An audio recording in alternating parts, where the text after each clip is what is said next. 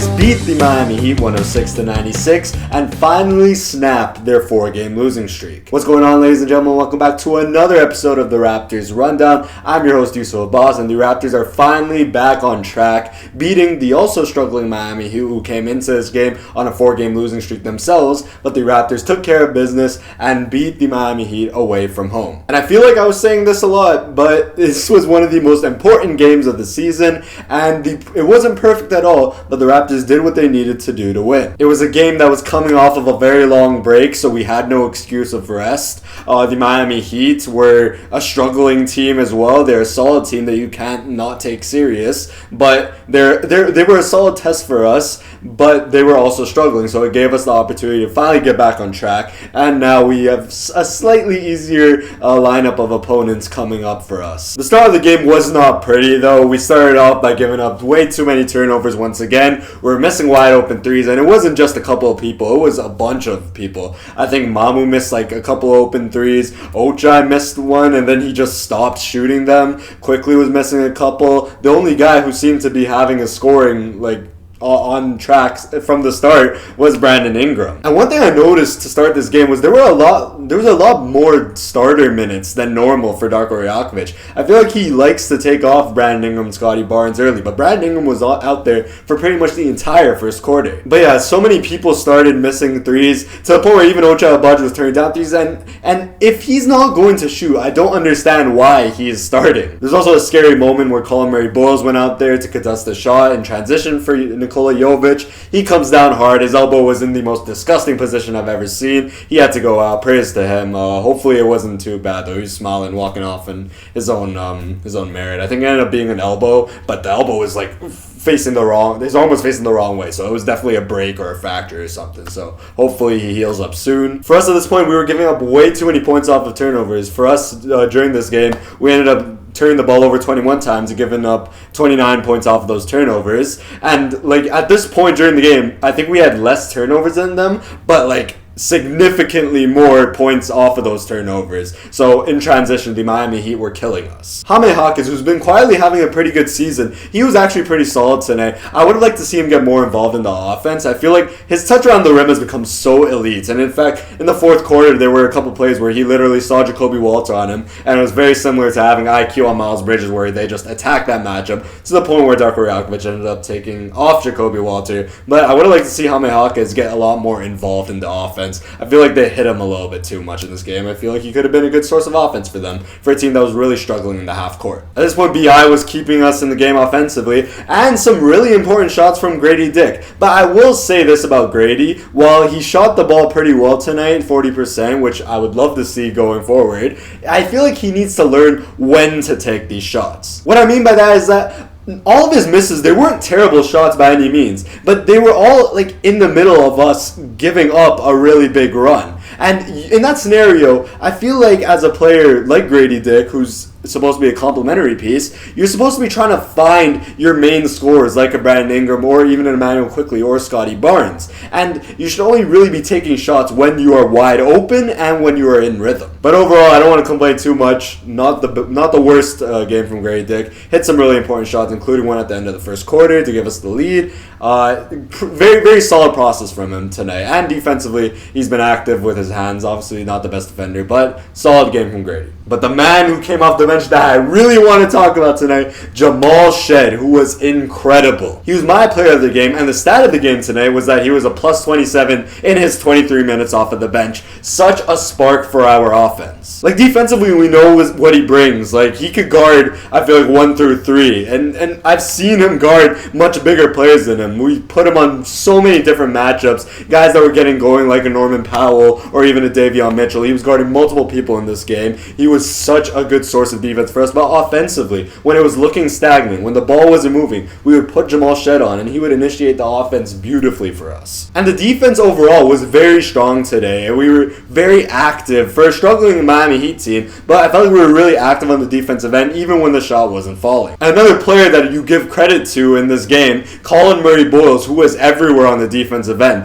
I feel like Bam Adebayo has him in his nightmares. Because it felt like Bam Adebayo was playing really well, but then all of a sudden he became a lot less aggressive after Colin Murray-Boyles had that incredible recovery block on him. At that point, it seemed like he was a lot less aggressive going towards the rim. He had a couple of big shots down the stretch, but at that point, it was too little too late. And I feel like Colin Murray-Bowles was a big part of that, so credit to him. And he was just everywhere on the defensive end tonight. And that's his impact. We drafted him to be a stopper on the defensive end. This game was a game of runs for us, and it felt like every single time one team would go on a run, they would take a timeout, the other team, and then the other team would go on their own 9-0 run or whatever. But this time, in the fourth quarter, the Toronto Raptors start off, they go on a run, and for the first time this game, they don't give up a run coming out of the timeouts. The offense was flowing, everyone was passing, people were getting everyone involved. Jamal Shed brought good minutes, Mamu was hitting shots, Scottie was finally starting to get his scoring going, there were big offensive rebounds, until finally, once again, at the end of the game, we do the same mistake that we have been in recent memory. You want to know what that is? We're forcing it to Brandon Ingram once again. Let me tell you something. Brandon Ingram is one of the best scorers in the league, just pure isolation. But when you are spending, I feel like I'm just a broken record at this point. I've said this exact same thing like 5 times in a row. When you were spending 20 seconds of the shot clock trying to get Brandon Ingram the ball and it isn't working, you need to move on. Because when you pass him with 4 seconds left on the shot clock and they bring over the double team, he has no time to pass it and he has to take a contested long-range midi with two people on him. And that happened twice today. Once from near the 3-point line, double team contested midi, and the other one was literally just like a chuck up. I think it ended up being a shot clock violation. And I understand you want to get him the ball, but people gotta realize there's other ways you can get him involved. Literally the next play, we finally decided to not force him the ball in the mid post. We ran a pick and roll with Jakob Poeltl and Emmanuel Quickly, and guess what happened? We kicked it out to a wide open Brandon Ingram who's hitting his threes tonight, and he drained it. And even if they're putting so much attention on Brandon Ingram, we have other people on the team too. Scottie Barnes is finally starting to get his offense going. Jamal Shed, he was very solid in this game offensively, and he ended up having a really big floater to stop the Miami Heat run. They ended up going pick and roll with Jakob Poeltl, and he had a floater, and it was a really big bucket. You don't have to force the ball to Brandon Ingram every time down the clutch. And the biggest play of the night, I believe it was a Jamal Shed end of shot clock 3, just threw it up there. Scottie Barnes jumps up for the rebound, puts it back up, and one huge bucket from Scottie Barnes. He was such a demon defensively. He had 2 steals and 3 blocks tonight. He was everywhere. He had a couple of big chase down ones on the Miami Heat, and he's just strengthening his case for Defensive Player of the Year. They put him on Norman Powell at times tonight. He struggled shooting the ball efficiently, and it's just the Scottie Barnes effect. You're not gonna have an efficient night if you have that monster on you. He is the ultimate Swiss Army knife, and tonight, to me, the most impressive thing was his rebound. He had another really big offensive rebound earlier, and he's just been so incredible on that end of the floor. It has been the most consistent thing about these Raptors this season. Maybe the scoring hasn't been the most consistent thing. Sometimes he doesn't really chase his shots.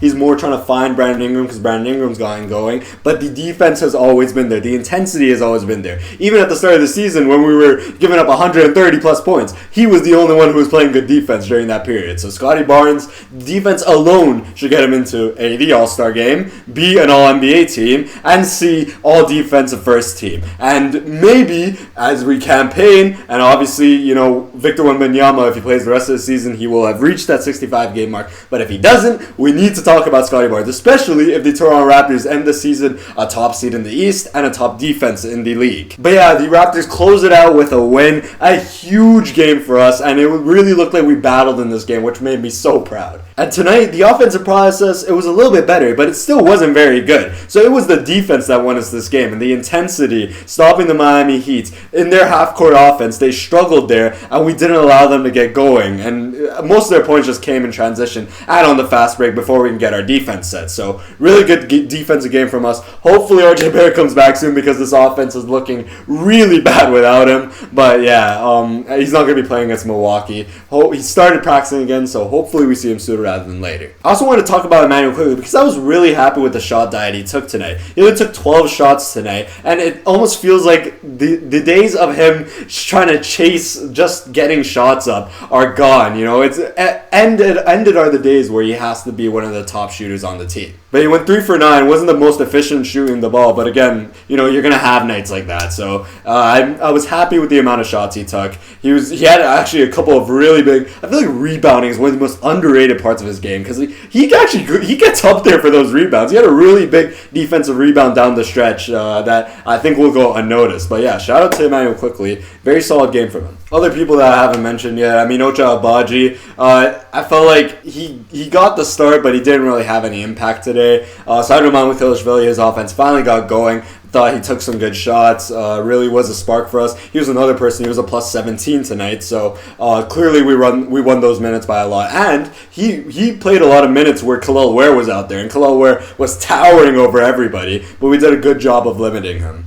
I also want to talk about something that's slightly concerning, but, it's his offense is undeniable, but Brandon Ingram, he does have a turnover problem. He had 4 tonight, and I feel like most of his turnovers are him just trying to force a dribble, and then he loses the dribble, and then get out in transition and score a bucket. It happens at least, twice every single game. So I think, when they're playing, pressure-filled defense on him, he doesn't have to try crossing him up. I think he should look towards passing to one of our main ball handlers. So, but if he's going to score 28 points, I'm not going to complain. His offensive process is just undeniable, and he is an absolute bucket in the mid-range. I forgot to mention this about Jamal Shead. I felt like this was a little bit of a personal game for him, going up against Davion Mitchell, because essentially the Toronto Raptors said, we are picking you over Davion for the future, and I feel like he went into this thinking, I got to prove this decision right, and he absolutely did. Credit to Davion, he had a very solid game, and he's been great for the Miami Heat, so this is not any slack towards him. At the start of the season when Emmanuel Quickly was struggling, I was saying we should have kept Davion and Jamal, but Davion's a great player. Jamal Shead really proved himself for the Toronto Raptors tonight, and I think he's had such an incredible season. I think he definitely needs to make the Rising Stars game as a sophomore, especially with some of these sophomores struggling this season. But yeah, super great game for Jamal Shead, my player of the game. Shout out to him. We play the struggling Milwaukee Bucks next. This should be another win for us, but no Giannis Antetokounmpo. Do not let Kyle Kuzma get going, please, because we actually let him get going in both of the games against us when we won and when we lost. So we can't let him or Ryan Rollins get in rhythm. I'm pretty confident that Miles Turner won't be their main scorer, especially because we're probably going to have Jakob Poeltl, who's probable for the game. And another person we can't let going is Gary Trent Jr. Can't give him wide open threes. We have to run them off of the 3-point line because Gary Trent Jr., he does not want to go into the paint. And in the paint, I'm pretty sure we have it covered. We will have this is one of the few games where we won't have a size disadvantage. So I'm looking towards dominating the boards once again, limiting our turnovers. That was a problem today. And I'm hoping for a comfortable win. Please, it's been so long that we've had a comfortable win. I'm looking for a comfortable win against these struggling Milwaukee Bucks. And the Raptors are currently the 3rd seed, so you could see how quick the Eastern Conference flips. I just wanted to keep going, keep surging, keep growing the distance between us and the play-in because it is way too close. Tomorrow we could lose and the goddamn play-in is in our future, so hopefully we come out of these important games with a win. But yeah, with that being said, thank you guys so much for watching. I'm going to be on vacation starting the next few games, so you are either going to get a Madi Nanji Raptors rundown or an audio version of the Raptors rundown. I hope you guys still enjoy. I hope you guys keep supporting. Make sure to leave a like, subscribe, comments. Hopefully we have a couple of trade and TikTok ideas related up out there on TikTok, Instagram Reels, YouTube Shorts, so be on the lookout for those. Thank you guys so much for watching. I'll see you guys in the next Raptors rundown. Peace out.